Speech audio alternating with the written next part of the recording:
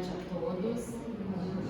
Eu pretendo falar sem o microfone, porque meu tom de voz é alto, mas se vocês não tiverem me ouvido, é só falar que a gente usa o microfone, ok?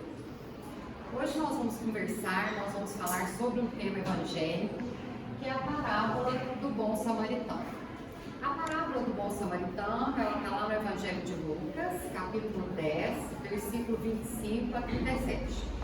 Para fazer as nossas reflexões, nós buscamos aí parábolas de Jesus, a base da doutrina espírita, o Evangelho segundo o Espiritismo e o Livro dos Espíritos.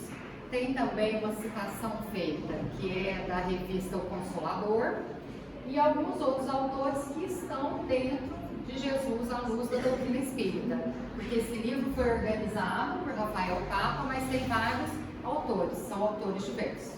Então toda a reflexão de hoje é baseada em obras da doutrina espírita, confiáveis e que nós estudamos e podemos fazer a leitura.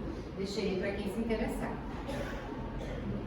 Na parábola do bom samaritano, tem que um legista, ou seja, um doutor da lei, indaga de Jesus, tentando provocá-lo, experimentá-lo.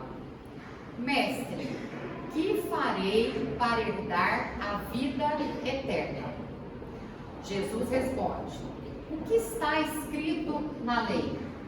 Como lês? O doutor da lei então diz: amarás o Senhor teu Deus de todo o teu coração, de toda a tua alma, com toda a tua força, de todo o teu entendimento, e ao teu próximo como a ti mesmo. Jesus diz: respondeste corretamente, faze isso e viverás. Ele, porém, tentando se justificar, porque ele já sabia, né? Ele respondeu corretamente.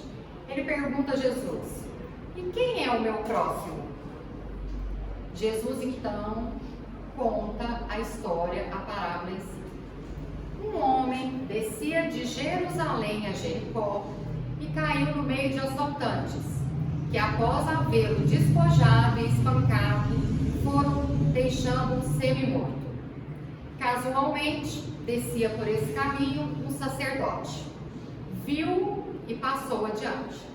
Igualmente, um levita, atravessando esse lugar, viu e prosseguiu. Certo samaritano, em viagem, porém, chegou junto dele, viu e moveu-se de compaixão. Aproximou-se, cuidou de suas chagas, derramando óleo e vinho, depois colocou-o em seu próprio animal, conduzindo à hospedaria e dispensou-lhe cuidados. No dia seguinte, tirou 2 denários e deu ao hospedeiro, dizendo: cuida dele, e o que gastares a mais, ao meu regresso te pagarei. Jesus então finaliza com a pergunta: qual dos 3, em tua opinião, foi o próximo do homem que caiu nas mãos dos assaltantes?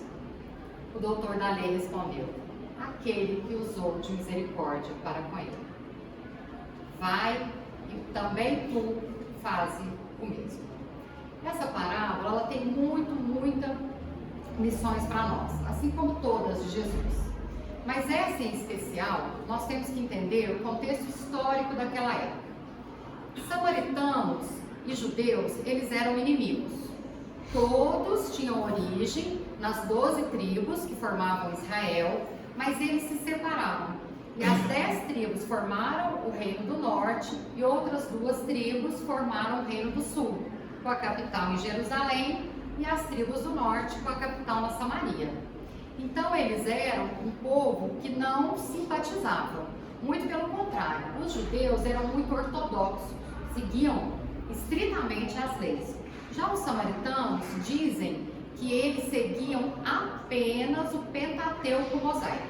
O que era o Pentateuco mosaico? Os 5 primeiros livros do Velho Testamento. Então eles não seguiam o restante do Velho Testamento.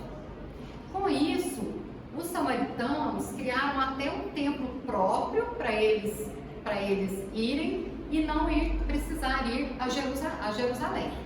Então, os judeus, que eram muito ortodoxos, consideravam eles heréticos.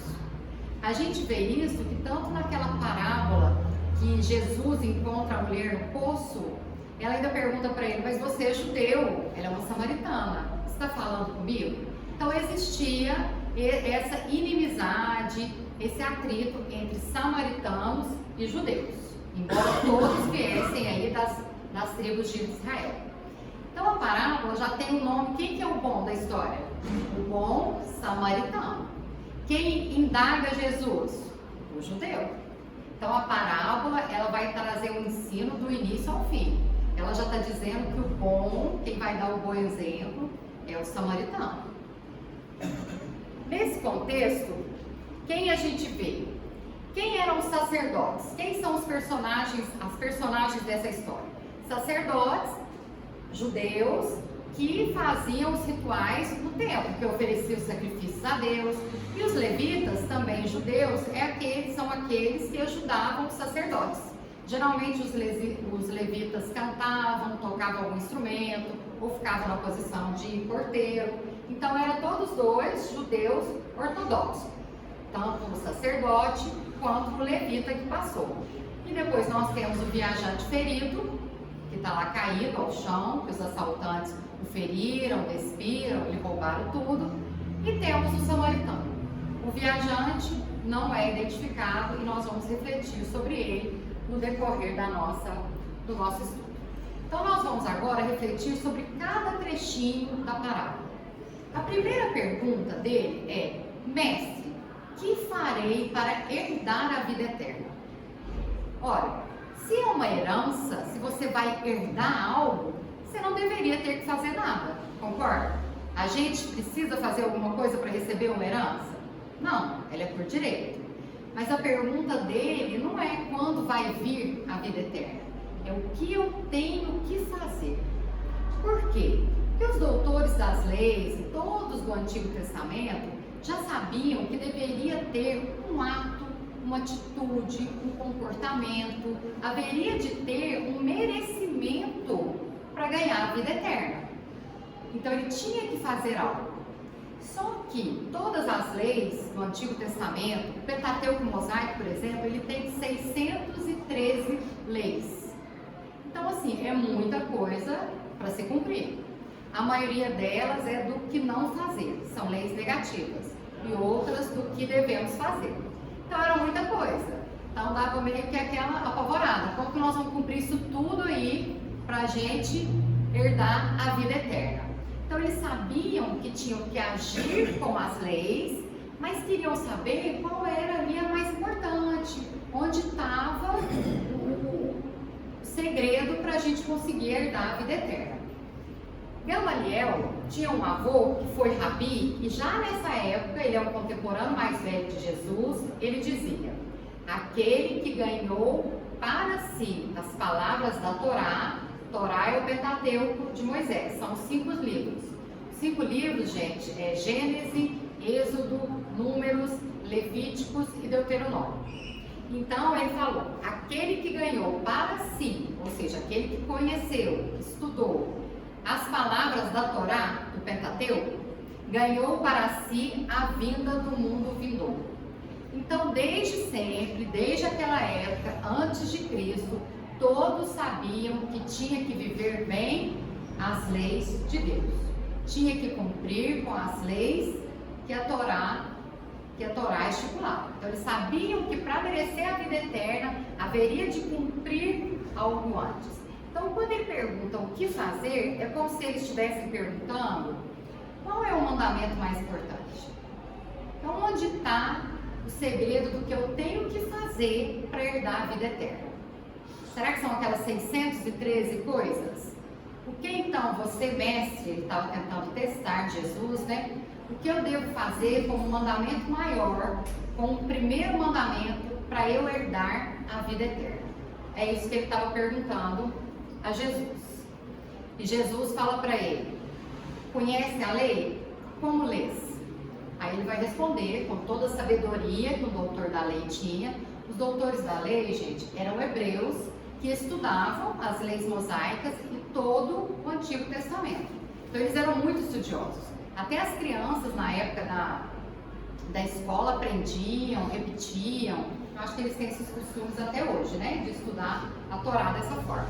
Então ele falou perfeitamente: amarás o Senhor teu Deus de todo o seu coração, de toda a sua alma, com toda a sua força e de todo o teu entendimento, e ao teu próximo como a ti mesmo. Essa frase são a junção de duas passagens, que está lá em Deuteronômio 6:5 e em Levítico 19:18. Então ele falou o conhecimento da lei perfeitamente, que a junção desses dois resume muito o que se esperar de alguém para herdar a vida eterna. E o que ele quis dizer com isso? O que é amará o seu Deus de todo o seu coração? O coração para a gente hoje é mais a área do sentimento. Para eles o coração era o sentimento e o entendimento, a mente. Então você tinha que amar o seu Deus com todo o seu amor, com todo o seu coração e com toda a sua inteligência, a sua capacidade. Com toda a tua alma. A alma para eles não era separada do corpo. Então a alma para eles era o ser humano, é como nós estamos hoje encarnados. Não tinha uma separação de corpo e alma. Então você tinha que amar o seu Deus com todo o seu coração, com a sua mente, com toda a sua alma, que significa o quê? A vida humana, e com toda a sua força. Que força é essa? A força, o entendimento deles, é o emprego dos bens. A força que nós temos aqui, que nós vemos, é todo o patrimônio que eles tinham, todos os recursos. Então estaria dizendo que tudo que eles têm tem que ser colocado para o proveito das coisas de Deus. Você tem que empregar os seus recursos materiais em favor a serviço de Deus e de todo o seu entendimento, que é a sua capacidade, a sua mente. Até aí tá fácil, porque ninguém tem obstáculo ou dificuldade de tentar amar a Deus com todo o coração, com toda a tua mente, com toda a força e com todo o entendimento. O difícil está no finalzinho. E ao teu próximo como a ti mesmo.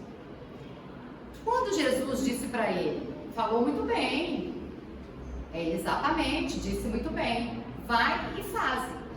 Aí é que está a dificuldade.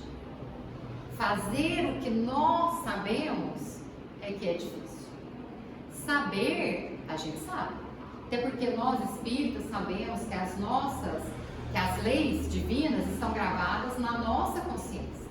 Só que entre saber e fazer, ainda como acontecia com o doutor da lei naquela época do Cristo, acontece até hoje.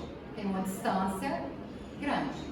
E é nesse sentido que Chico Xavier, pelo Espírito Emmanuel, lá no livro Caminho, Verdade e Vida, vai nos dizer que a mesma cena evangélica daquela época, ou seja, de alguém perguntando a um mestre o que fazer, mesmo sendo conhecedor das leis, ou seja, mesmo sabendo no seu íntimo o que devia fazer, ela se repete. Grande número de aprendizes plenamente integrados no conhecimento do dever que lhes compete, ou seja, cada um sabe o que deve fazer, eles tocam a pedir orientação dos mensageiros divinos quanto à melhor maneira de agir na terra. A resposta, porém, está neles mesmos, em seus corações que temem a responsabilidade, a decisão e o serviço áspero. Então nós sabemos o que fazer, assim como aquele doutor da lei de antigamente sabia. Só que nós temos medo de quê? De fazer, de ter responsabilidade, de assumir compromisso, do serviço duro. Se já fosse banhado pela claridade da fé viva, se foste beneficiado pelos princípios da salvação, executa o que aprendeste do nosso Divino Mestre. Faze isso e viverás. Então essa fala que o Cristo estava falando lá atrás para esse doutor da lei, ela é muito atual para a gente. Muitos de nós sabemos o que nós temos que fazer, mas a gente não faz, porque é difícil, porque é trabalhoso, porque dá trabalho, porque eu vou ter que ter um compromisso que eu não sei se eu quero ter esse compromisso nesse momento. Então a pessoa não faz. Faze isso e viverás. E quem é meu próximo? A parte mais difícil lá de ser cumprida. Quem é o próximo de cada um de nós? A parábola começa. Um homem descia de Jerusalém a Jericó e caiu no meio de assaltantes. Um homem, qualquer homem, o artigo aí é indefinido. Não falou aquele homem, o homem, um homem descia de Jerusalém. Então pode ser entendido como qualquer pessoa, qualquer um de nós. Cristo não estabeleceu nem padrões para esse homem. Por quê? Porque naquela época se identificava as pessoas por algum traje, se identificava a pessoa pelo idioma, se ele falava esse ou aquele idioma. Pela cor da pele não muito, né? Porque o sol, o escaldante eram quase todos. Mas tinha que ter um contato para você identificar a origem da pessoa. Uma coisa externa, física. Só que Jesus colocou o homem da parábola caído, semi-morto, machucado e sem roupas, nu. Como alguém ia identificar esse homem pelos elementos externos? Impossível. Da mesma forma que nós hoje temos N elementos externos para identificar as pessoas, e ao invés de irmos no coração, lembrar que é um ser humano, a gente fica fazendo o quê? Eu vou ajudar aquele ali porque ele é lá do centro, eu vou ajudar. Não, aquele eu não gosto, porque ele é petista. Não, aquele não dá, aquela pessoa lá tem um comportamento. A gente não julga? Não julga? A gente gosta daquele que é da nossa família, é outro fator externo. A gente gosta dos que conjugam das nossas ideias, que é muito fácil gostar. Então, Jesus tirou todos os caracteres externos daquele homem. Você não vai ajudar porque ele é judeu, porque ele é samaritano, porque ele é romano, ou porque ele é qualquer outra coisa, ou porque ele é importante, porque ele tem um cargo no Sinédrio, não. A intenção de Jesus foi dizer, você vai ajudar porque ele é um homem, ele é um ser humano, criado e filho de Deus. Então, o próximo é quem? É todo mundo, é qualquer um. Da mesma forma que alguém é o meu próximo hoje, eu posso ser a próxima de alguém. Então a gente tem que ajudar como o bom samaritano que foi tocado de misericórdia. A gente tem que ajudar porque a gente foi tocado por Deus. Misericórdia, Guimarães Rosa fala pra gente, que é a gente colocar o nosso coração no sofrimento alheio. Então aquele viajante que passava, que não tem muita identificação também, ele foi ajudar porque ele viu uma pessoa precisando. Não interessa se aquela pessoa merece a ajuda no nosso crivo, né? Não interessa se ela precisa ou não da ajuda, se ela fez por merecer estar naquela condição, se foi uma briga, se foi uma retaliação. Não interessa. Não interessa. A misericórdia é ajudar a todos, porque nós somos irmãos, todos filhos de um mesmo Criador. Então isso já é um ensinamento que vamos ver quem teve lá na parábola. O sacerdote estava vindo, viu aquela pessoa caída, semi-morto, e o que ele pensou? Não sei se é judeu, se eu tenho que ajudar. Os sacerdotes também daquela época, eles não podiam tocar em pessoas mortas, porque eles ficavam impuros. Então o que ele preferiu? Pensar no que os outros iam falar, né? E eu vou ficar impuro? Os outros vão falar que eu estou impuro? É trabalhoso eu me purificar? Então ele pensou em quem? Nele, nos outros. O que ele fez? Passou batido. Não ajudou. Cômodo para ele, né? Hipócrita. O levita, que é aquele que ajuda o sacerdote, vendo que o sacerdote fez aquilo, se ele fez também, fez o mesmo. Quantos de nós não agimos pelo que os outros agem e acham que está certo? Mas ninguém ajuda, eu vou ajudar? Passou. Nenhum dos dois foi tocado de misericórdia. E ainda, Chico Xavier, novamente, lá no livro Roteiro, ele vai nos dizer que dentro da narrativa que o Senhor situa o necessitado, simplesmente um homem, ele não identifica a raça, a cor, a posição social ou ponto de vista. ele enxerga a humanidade sofredora. Qualquer um de nós que poderíamos estar ali sofrendo, carecente de auxílio das criaturas que acendam a luz da caridade acima de todos os preconceitos de classe ou de religião. Desde aí, um novo movimento de solidariedade humana surge na Terra. O que Jesus disse para aquele judeu? Você tem que ajudar qualquer um. E você, que se diz tão cumpridor das leis, não ajudou. Quem que ajudou? O herético, o samaritano, aquele que não era bem visto, foi o que agiu de misericórdia. Com isso, Jesus nos ensina mais uma vez que toda a moral da história vai se resumir em quê? Em caridade e humildade.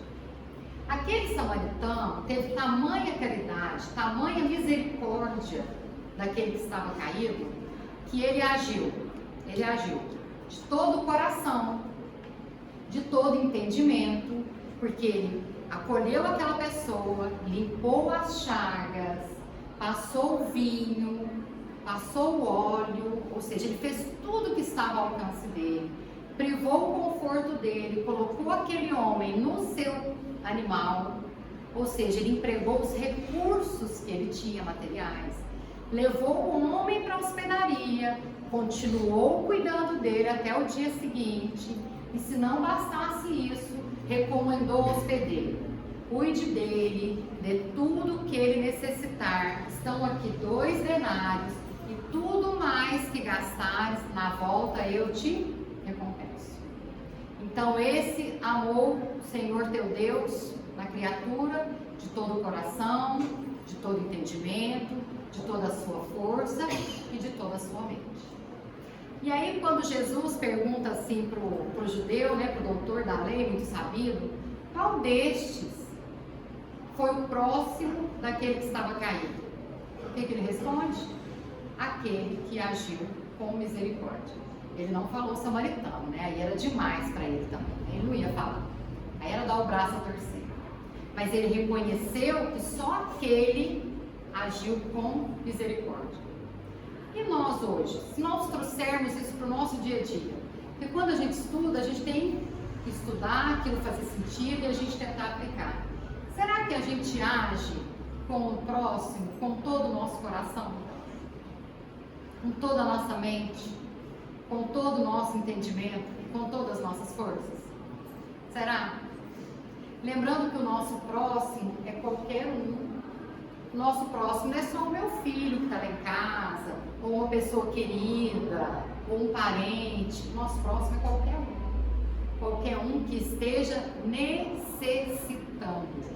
É a necessidade e eu poder ajudar aquele necessitado que me torna próximo do outro.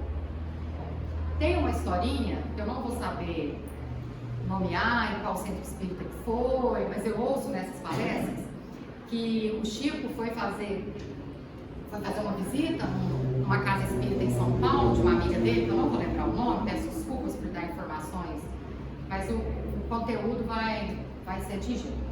E ele vai nessa casa espírita, todos os recebem, E antes de começar a reunião, Chico deu uma saidinha, foi ao banheiro e chega um homem com 3 crianças, era noite, pedindo naquela casa espírita. Tinham vários trabalhadores lá, que estavam recebendo o Chico. E aquele homem chega com 3 crianças à noite, as crianças com pouca roupa, dizendo que estava com fome e pedindo algum dinheiro, alguma coisa para comer.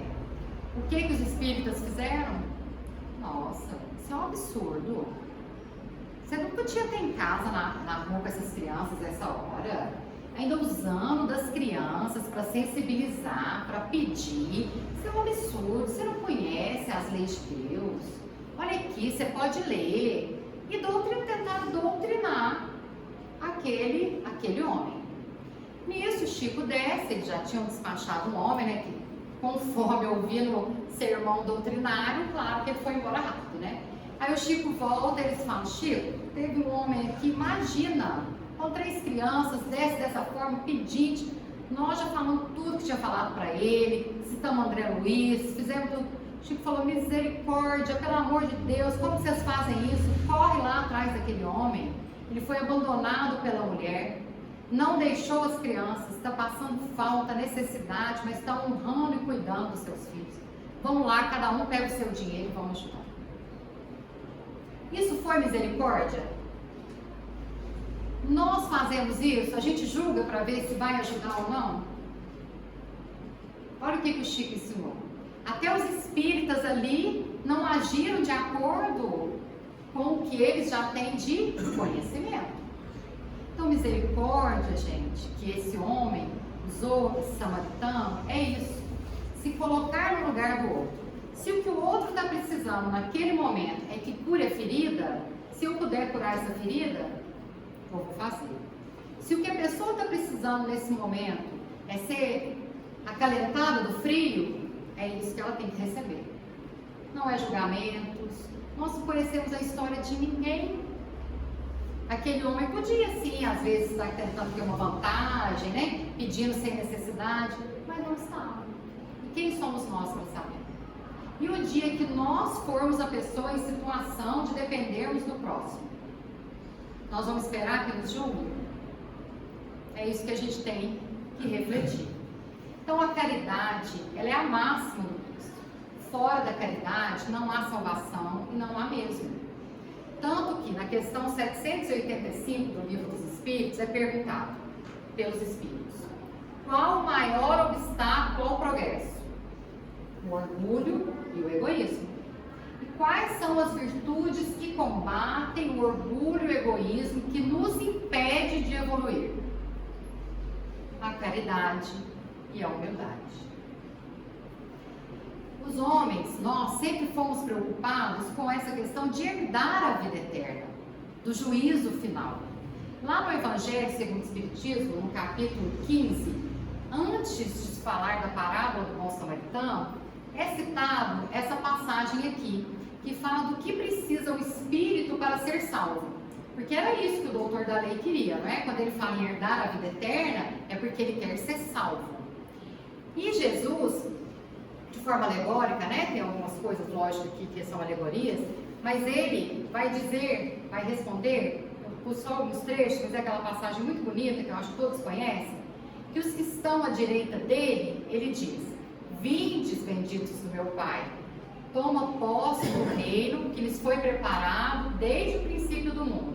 Porquanto tive fome e me destes de comer, tive sede e me destes de beber, careci de teto e me hospedaste, estive nu e me vestiste, achaste-me doente e me visitastes, e tive preso e me foste ver. E aquele chamado, então, para tomar posse no reino de Deus, fala: Senhor, mas eu não lembro quando que eu fiz isso, quando que eu te dei de comer, quando que eu te vesti, não, quando que eu fiz isso? E Jesus responde: todas as vezes que fizeste isso a um dos mais pequeninos, foi a mim que fizeste. O que é isso? Quem vai para o reino que foi preparado? Os que tiveram misericórdia, os que agiram com caridade.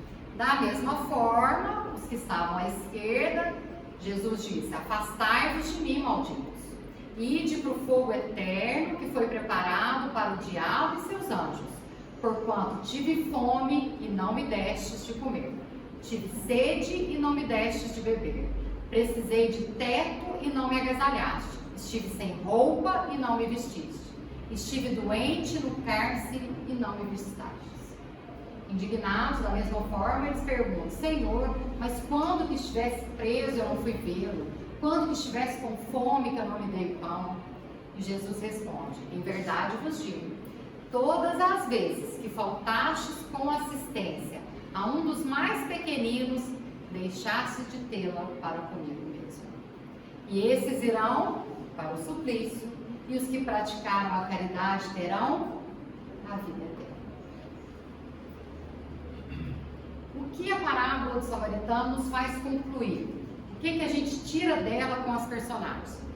O viajante ferido, qualquer um de nós, a humanidade. O sacerdote legista, aqueles que falam bem, que tomam as frentes, das questões religiosas, mas que agem de acordo com os interesses próprios, a conveniência. Não era conveniente ao sacerdote parar e se tornar impuro para ajudar alguém? Não. Não era conveniente ao levita parar e fazer uma coisa que nem o sacerdote fez? Não, para que eu vou fazer? E quem é o samaritano da parábola? Jesus. Jesus que ajoelha, cura as nossas feridas. Jesus que nos sustenta, nos carrega, nos deixa em repouso. Só que Jesus age como? Através de nós mesmos. Através do vaso de serviço, de nós, humanidade. Um servindo de próximo para o outro. Mas todos nós, para sermos vasos de serviço, sendo tocados por Deus. O azeite, o símbolo da fé.